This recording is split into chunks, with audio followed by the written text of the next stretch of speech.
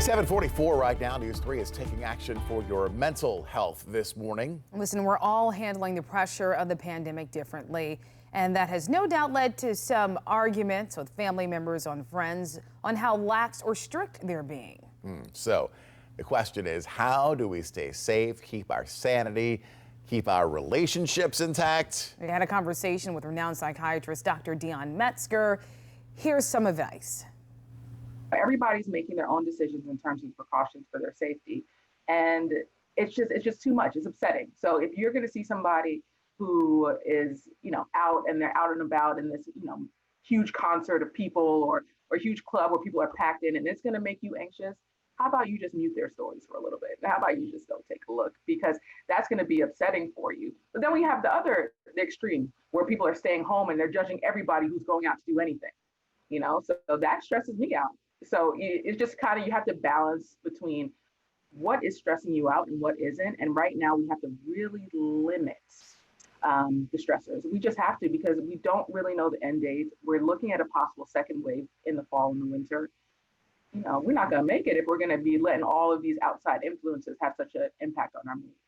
How do you communicate with family members who may have a different view on how to handle the stress of staying safe? And, we see it across generations, right? So like the older generation might be way more careful and aren't like comfortable walking in the park as compared to the younger generation who may be in the club. So we have to just really accept each other's views. But what is really important is that if with visiting your older generation, so say your parents or your uncles or your aunts don't live near you and you have to go visit them, if it's going to make them uncomfortable, do not do it. Do not do it. I know we miss our family members, but we have to respect each other's decisions. I think that's really kind of the moral of it. So if they want to stay isolated and they're not comfortable with all the stuff that you're doing, you're going to have to stay away from right now. So I think just accepting our differences and agreeing to disagree is really the best way that we're going to get through this, because there's no way everybody in the family is going to agree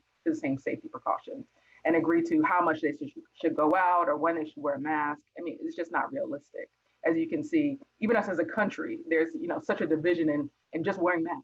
So you have to just realize that people are going to have different views on it. And it doesn't mean it's right or wrong. You just have to accept it. And if you're going to do something that makes one of your other family members feel uncomfortable or feel unsafe, just don't bother doing it.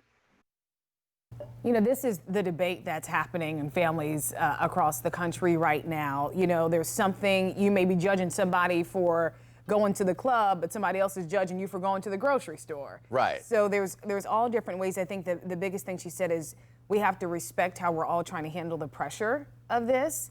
And if somebody's doing something you don't agree with, maybe you just stay away for a while. Yeah, if you're going to the club, do not come around me. This is the club-free zone, okay?